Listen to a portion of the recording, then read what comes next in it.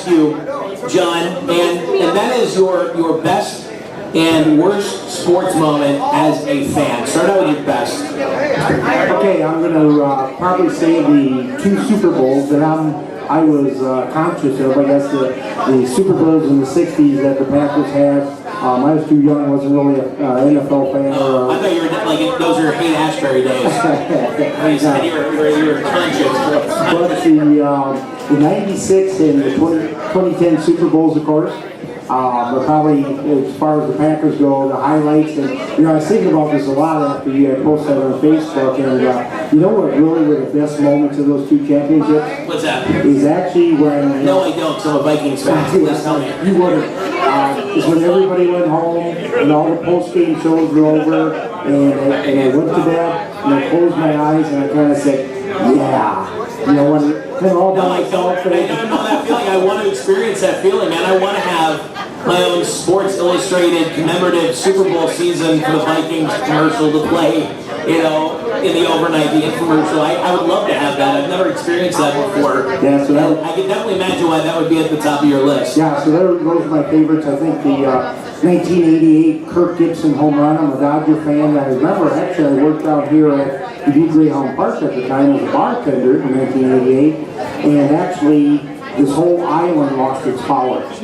So we didn't see the game. They had to cancel the racing. Are you kidding me? Yeah, I didn't see the end of the game, and I drove home, and my wife came to the door, and she was half asleep, and she said, "Oh, your Dodgers won." And I grabbed her and shook her. I'm like, "What are you talking about?" And I remember at the time was CNN headline news or whatever it was, and they played every 20 minutes. Yeah. They played the sports, and I watched that Kirk Gibson home run till 6 o'clock in the morning. That's awesome. Over and over and over again. It was awesome. Yeah, and obviously that was the day before internet or smartphone. So yeah, you had no idea. That's cool.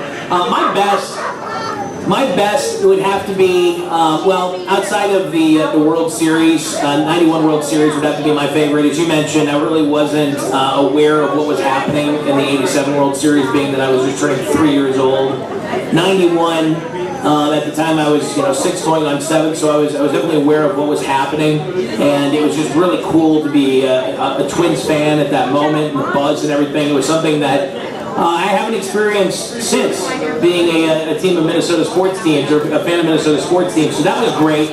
Also was a big fan of the 96-97 Minnesota Gophers, who their basketball team went to the Final Four, which they, by the way, had to do. They had to take vacate the banner. They had to take the banner down because Clem Haskin was. He had a few individuals in his back pocket that were helping the athletes, the basketball players, along with their studies. Put it that way, and that might be putting it lightly. But yeah, that was a lot of fun watching Bobby Jackson, Eric Harris, and those guys play. But my favorite sporting moment as a fan. Just because I was at the game, was watching Brett Favre go back into Lambeau Field wearing a Vikings jersey and beat the Packers at Lambeau, and it wasn't even close, really. And the experience was so awesome because it had everything. It had, the surrealness of just being at Lambeau Field, which, by the way, as a Vikings fan, I can say this, and I don't feel bad about it. It's the coolest place to watch an NFL game, and it's not even close. I mean, it's an NFL stadium that literally just landed in the middle of like a 1960s neighborhood. It's awesome. I love it. So to have that coupled with just the experience had a little bit of everything. First of all, Packers fans were really just stand up. Sure. Everybody we met was just, they were the nicest people. And the only drama we saw in the stands was actually between a Vikings fan and a Packers fan, but it was actually the Vikings fan's fault. And he was sitting right in front of us, and we get to our seats, and this dude looked like Mr. Clean. He had like the bald head, just a really big cut guy, and he's wearing an Adrian Peterson jersey that's like a size too small for him. And we sit down, and he's like, "Hey, good to see some fellow Vikings fans here." He's like, "We're not going to have any problems today, guys, are we?" And I'm like, "Why would we have problems with you, man? We're rooting for the same team." He's like, "No." He's like, "I don't want to see any fighting. You guys just behave yourself." He said, "I got to get involved." We're like, "No, we're not going to have any problems. We're just here to enjoy ourselves and have a good time." So that was before the game. Fast forward to, I can tell you this. It was a John Kuhn touchdown. John Kuhn scored, and his buddy got up and started cheering, but his buddy was wearing a Vikings jersey, and I don't know why that pissed a Green Bay Packers fan off, but it did. And I think it maybe highlighted the fact that the guy was really intoxicated. So they did the whole text security deal where they text your row and your section. And so security comes up and they grab his friend. They take his friend off, and he is now kicked out of the game. Well, Mr. Clean gets really pissed when this happens, and he is really upset. That his friend is now gone. And he's like looking around at the people who did it. And somehow he found out that a guy in a Ryan Grant jersey, 2 rows in front of him, was the one who reported him. And he stood up, and I remember seeing like the veins in the back of his head actually pop through. And he goes, and I don't remember what he said. I can't really repeat it on the air, but I remember at one point he goes, "What are you really going to do to me?" And then he reaches over and he lunges at the guy, grabs the three off of his jersey, and literally tears the threading right out and the stitching. And it had drama. And at the end of the day, most importantly, the Vikings went into Green Bay and beat the Packers. Now, conversely, the worst moment would probably be. It would be a close call between, later on that season when the Vikings lost to the New Orleans Saints.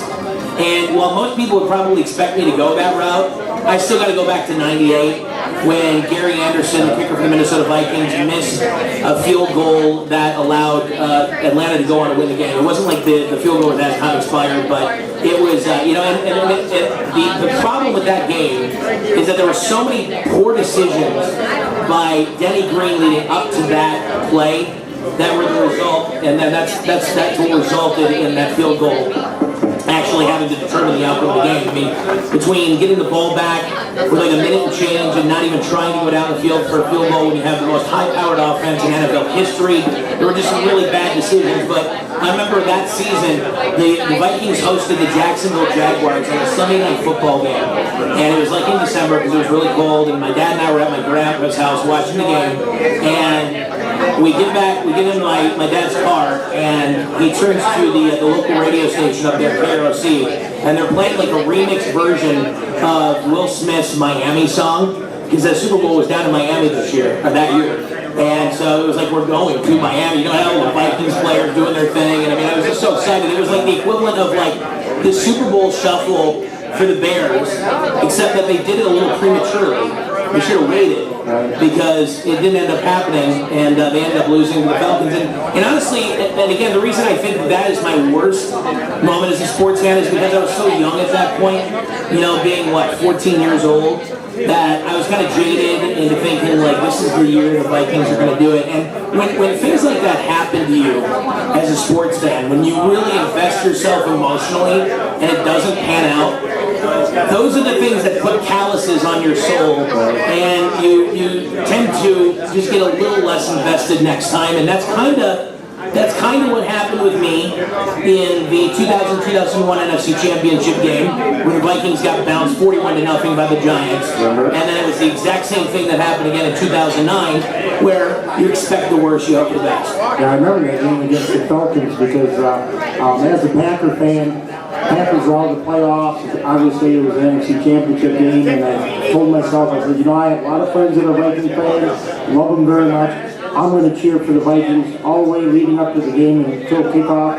And I said, come on, Falcons. I just couldn't do it. Kind of a funny thing about Gary Anderson, missed that field goal. He had not missed the field goal that entire season. Yeah, he'd been lights out. He'd been lights out that entire season. It was crushing. It was an incredible string of events that left me. Vikings very good team that year. I watched a lot of games at my grandpa's house back in the late 90s, 2000s, and that was one of them. And I'll just admit it, there were some tears coming out of my eyes after that game, being 14 years old. And it was one of those things where you didn't even want to look your grandpa in the eye. You were just kind of like doing this whole thing, like, okay, I'm going to check out this wall with absolutely nothing on it. There's no reason. My head would be turned off. I mentioned on Facebook there might be some prizing. Man, it was just awful. It was awful. And my grandpa, of course, he had lived through the 70s, where the Vikings had gone on to win the Super Bowl. So he was already already at the point that I was in 2009, just expecting the worst. So for him, it was almost like he was unfazed by this whole thing. For me, that was kind of my experience. That was my Vikings Super Bowl loss, I guess, if you will, that a lot of the elder Vikings fans had experienced, a couple decades before. Yeah, I know as you get older, the losses, you don't take them, they're not as deflating. You always know there's next year. So, but I also want to follow that up by saying that's why I have such an appreciation, not being a Chicago Cubs fan, for Cubs fans, because I know what they have to go through between the Bartman game and between just perennially being a loser, is that, first of all, you're not going to have any bandwagon fans as Cubs fans. Any Cubs fans are legit. I don't know. Joe's walking down here and he's shaking his head saying, I have no idea what it's like. Well, Vikings, I would say, have at least the Chicago Cubs won a World Series at some point in their history. The Vikings can't say that, okay? So at least there has been a championship banner to hang at Wrigley, whereas the Vikings, they got none. But yeah, it's when you cheer for a team that has had as much bad, I guess I hate calling it bad luck, but I will for lack of a better term, as little success as those teams have had in big moments, you don't have any bandwagon fans, which is the one, I guess, redeeming factor, is that the fans that you do have, they're diehard, and they're definitely true fans. They didn't just jump on board like for Cowboy fans back in the 90s. I'm going to tell you about my worst moment in sports. A couple of them really quick is Brett Favre, of course, interceptions in the playoffs here, of course the one you mentioned with the Viking, but actually a personal story. It's a worst of time, best of times. I was in junior high track. Okay. Went to Catholic school, and we had a meet at Wahlert High School, which is really cool because they actually had a track, because at Holy Trinity, our track was actually just running around the block. Okay, believe it or not, when I was in junior high, I was fast. I could really run back then.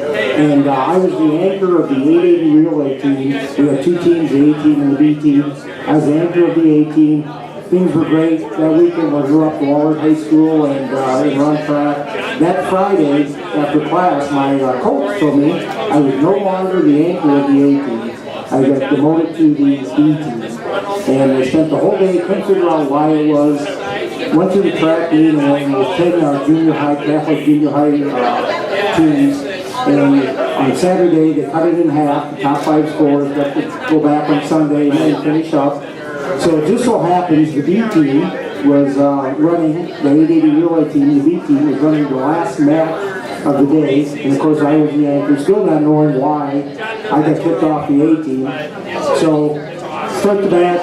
The time gets to me, I'm 50 yards behind. And as the anchor, you've got to be what? Either the most strongest or the second strongest on the team, On the right? team. I would imagine. So I still couldn't figure out why I was on the B team, but I got the baton, I was 50 yards behind, and I just ran. I ran like I was being chased by wolves, being chased by zombies, being chased by vampires. I just ran.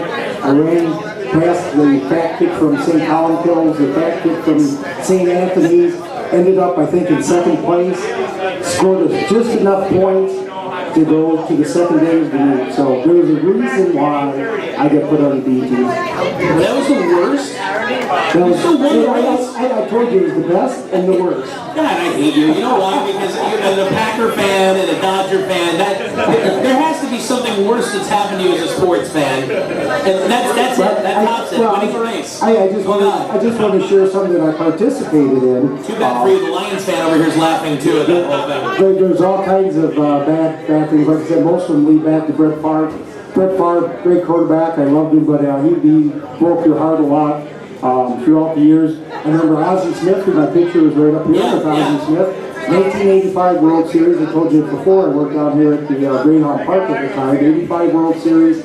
I was in the maintenance office and was watching the end of the game, and they put up a graphic that says, Ozzie Smith has never hit a home run as a left-handed batter.